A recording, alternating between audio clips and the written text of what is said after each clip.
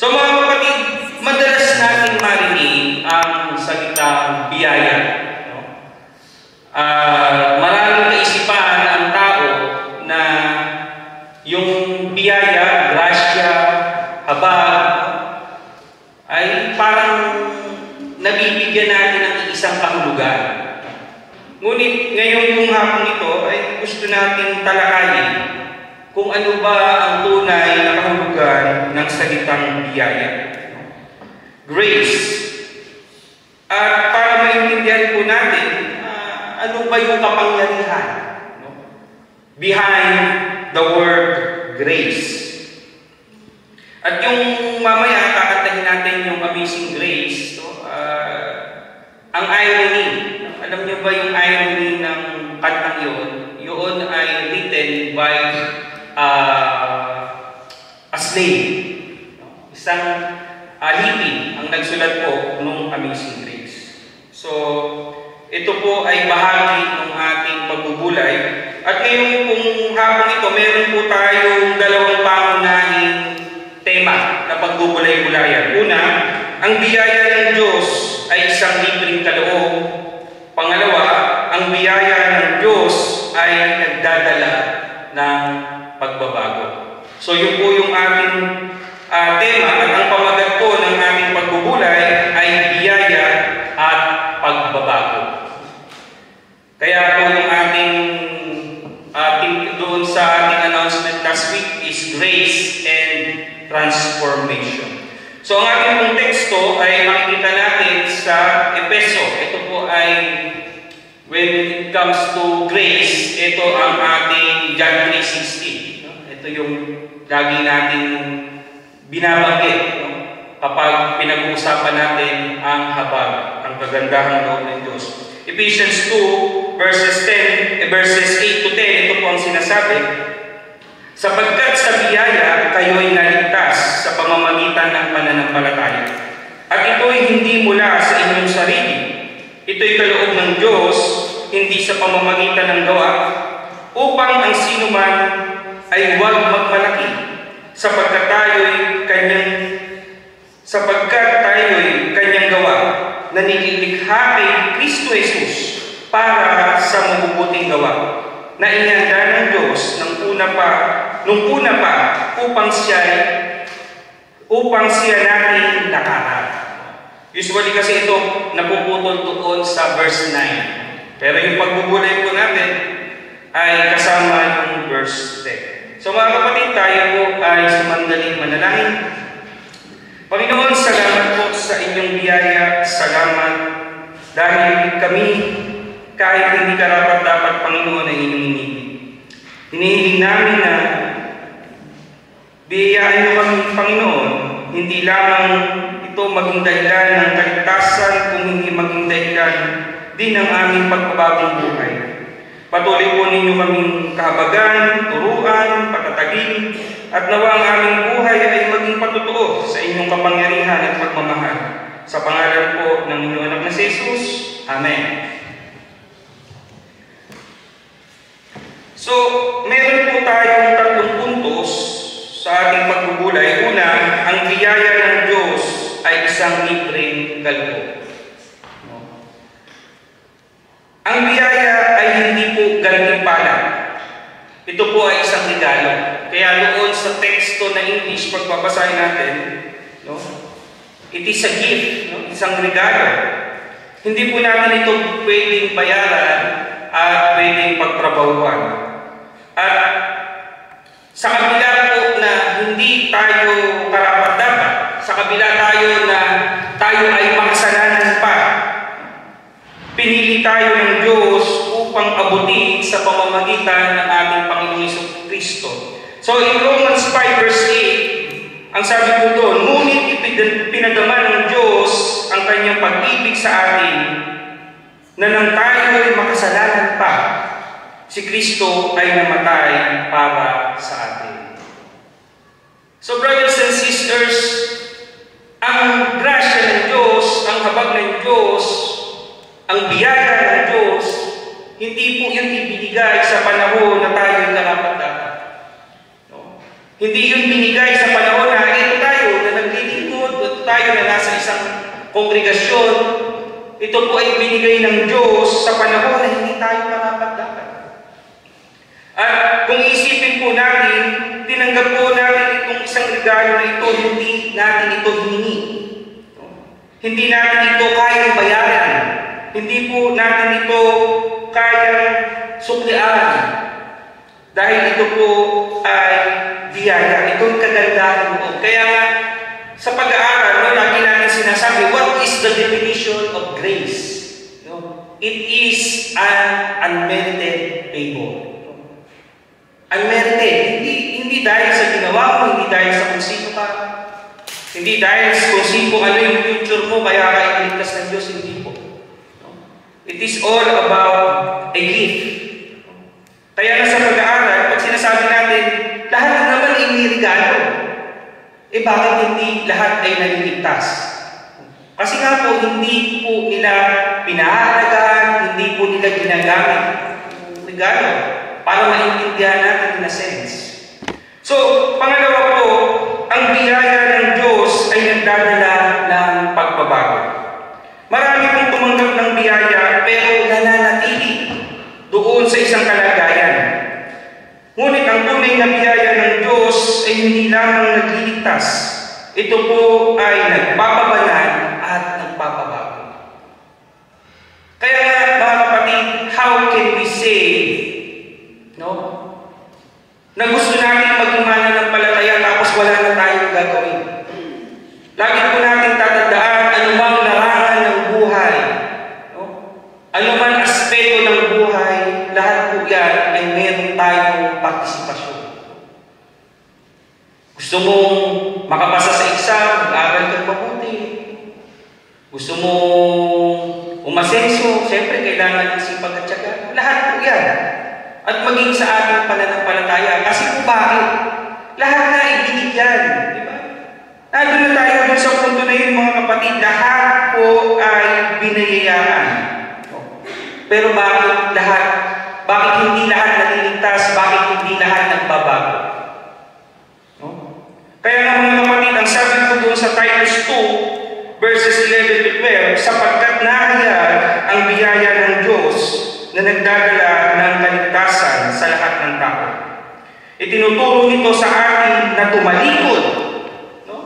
Itinuturo, pasin ninyo, itinuturo nito na tumalikod tayo sa kasamaan at mga mundong pagnanasa at mamuhay ng may pagpipigil, katuwiran at kabanalan sa kasalukuyang kapanahunan.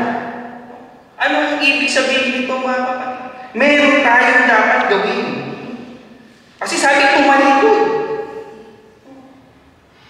Bakit maraming hindi naliligtas? Bakit maraming hindi nagbabago? Kasi nga mga kapatid, hindi po tumatalikod. And it takes courage. It takes effort. Napakahirap kong labanan. Napakahirap labanan ang agos ng sanlibutan, mga kapatid. Imagine yung lumanang ka. Ang agos ay papunta dito. At sasalubungin mo yung agos. Di ba? Napakahirap. Samantalang yung lumusok ka lamang sa tubig nung mag-floating ka lang. Di ba? Yung mga marunong lumangoy. Di ba? Kahit hindi ka igalaw yung kamay mo, yung paa mo. Sigurado sa datuusan ka doon sa direksyon ng agos. So, ganun po yung mga kapatid. Kailangan na effort. Kailangan natin tumalikod. Kailangan natin magkaroon ng pagpipigil sa ating mga sarili.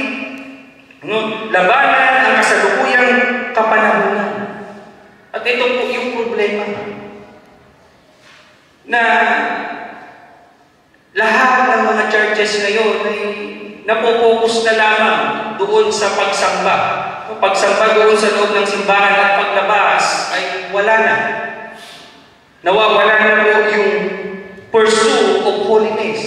Na nakakalungkot man na dito tayo nakilala bilang mga Metodista. Ngunit ang ating church ay na-divide because of this. At patuloy pang inaatake ngayon ng napakaraming problema dahil po dito.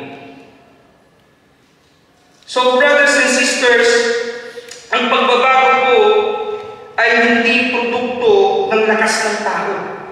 ang gulo naman yan, Pastor. Akala ko ba mayroon tayong participation? Bakit naman ngayon hindi produkto ng lakas ng tao? Paano natin yan magkakaroon ng kasagutan o mapapagkasundo? Sabi natin kanina, kailangan natin ng participation. Ang sabi naman ngayon, ang pagbabago ay hindi produkto ng lakas ng tao, kung hindi ng kapangyarihan ng Diyos na kumikilos sa atin. Imagine nito, brothers and sisters, sa kabutihang loob ng Diyos, bakit pa rin mayroong mga tao na masama? Bakit pa rin mga tao na mayroong pa rin mapapahamak? Bakit po? Dahil binigyan pa rin tayo ng kalayaan, mga kapatid. Hindi po kikilos ang kapangyarihan ng Diyos sa makabagong panahon ngayon. Sa panahon natin kasi, ang iniisip kasi natin, bakit nung araw, nung panahon ng mga Israelites, basta na sa likod nila ang Diyos, panalo sila sa digmaan, lahat ng sabihin niya, yun ang natutupad. Bakit ngayon po mga kapatid? Iba po ang konteksto noon. Iba yung konteksto natin ngayon. Ang lahat po ay nangyayari dahil may cause, may effect. At tayo bilang mananampalataya, ang patuloy na pagkilos ng Diyos sa ating buhay ay mayroon pong kinalaman din sa ating pagtanggap, sa ating pagsuko sa Diyos.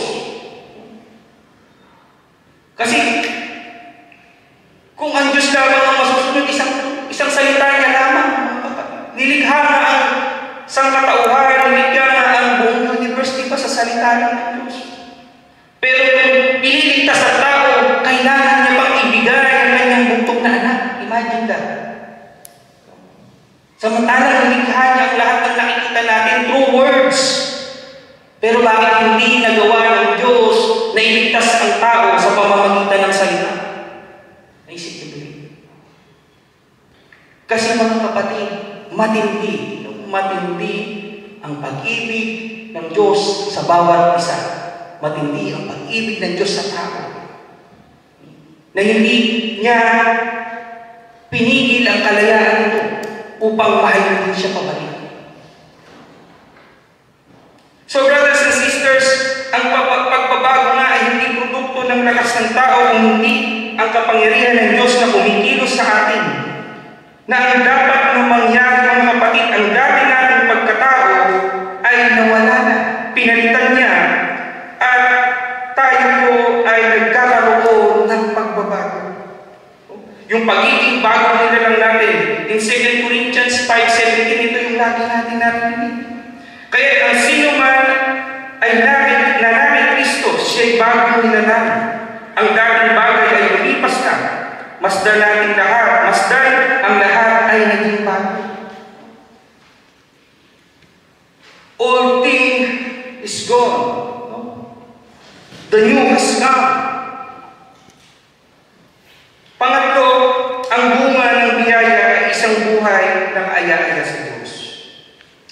Hindi po tayo, mga kapatid, na naligtas para maligtas lang at tapos na. Lagi po natin yung naririnig. Iniligtas tayo ng Diyos upang tayo ay mabuhay para sa Kanya. Kaya nga, when it comes to salvation, yung Ephesians chapter 2 verses 8 to 9, parang kulang. At ito yung verse 10, mga kapatid. Tayo ay Kanyang gawa na nilikha kay Kristo Jesus para sa mabubuting gawa. Tandaan niyo, mga kapatid, hindi po tayo maliligtas ng mabubuting gawa. Good works before salvation doesn't count. At kapag ikaw ay ligtas na, mga kapatid, hindi ka pwedeng hindi gagawa ng mabuti. Amen? Sa paningin ng Diyos, mga kapatid, ang paggawa mo ng mabuti, nagkakaroon lamang yan ng bigat kung ikaw ay ligtas na. Kaya hindi po maliligtas ang tao sa mabubuting gawa. Ito ay bunga ng kanyang kaligtasan. Ang pagbabago sa ating mga buhay, mga kapatid, mula sa ating pag-uugali, sa ating pag-iisip, sa ating pagsasalita, sa ating gawin, ay bunga ng biyaya ng Diyos. At lahat ng ito, mga kapatid, ay magbibigay ng kaluwalhatian sa ating Panginoon. Tanong naman, Pastor, kung ang dating nilalang ay wala na, bakit paminsan-minsan pakiramdam ko ako pa rin ito? Pakiramdam ko sa mahabang panahon, parang hindi yata ako nagbabago. Mga kapatid, normal po yan. And even the ministers, pastors, leaders, nakaka-experience po ng mga ganyang pakiramdam. Especially when doon sa times na down po. Hindi po sa lahat ng panahon malakas tayo. Hindi sa lahat ng panahon okay tayo. Pero mga kapatid, ang kailangan po natin ay mayroon tayong pagbabago. May pagpipigil, may pagtalikod, at mayroon tayong effort to change, to mature. Hindi po madali at tandaan po natin, change doesn't come easy. May mga pagbabagong bigla, may mga sudden change. May mga pagbabago na dahan-dahan. At sa ating buhay, mga kapatid, hindi man tayo nagbabago biglaan. Ang importante, mayroong pagbabago. Kaya nga yung kanta na binabago mo ako araw-araw. Binabago mo ako araw-araw. Yun ang kailangan natin. Kailangan natin manatili sa grasya ng Diyos. Dahil kailangan pa rin natin magbago, mga kapatid. To the last minute of our lives, brothers and sisters. Kaya nga sa ating mga Metodista, meron tayong tinatawag na sanctifying grace. Ito yung panahon na kahit nanalo na tayo sa presensya ng Diyos, gumagawa na tayo ng kanyang kalooban, pero meron pa rin sanctification araw-araw. Meron pa rin pagbabago sa ating mga buhay. Kasi we cannot change who we are. Wala pong nagbago sa kanyang sarili lang. Hindi po natin kaya baguhin ang ating mga sarili. Kailangan po natin ng Diyos sa ating mga buhay. Amen? But, hindi din po tayo babaguhin ng Diyos kung ayaw natin. Yun po yung partisipasyon natin, mga kapatid. Kailangan natin sumuko, magpailalim sa Kanya, sumunod. Do the things that Christians do. Grow to mature. Mga kapatid, ang biyaya ay paanyaya ng kaligtasan. Ngunit ito rin ay panawagan sa pagbabago. Kung ikaw ay tunay nakaranas ng biyaya ng Diyos, hindi po tayo pwedeng manatiling pareho lamang. Kailangan po ng pagbabago sa ating mga buhay. Hindi po sa ating sariling lakas, kung hindi sa kapangyarihan at biyaya ng Diyos. Sa pangalan ng Ama, ng Anak, ng Banal na Espiritu.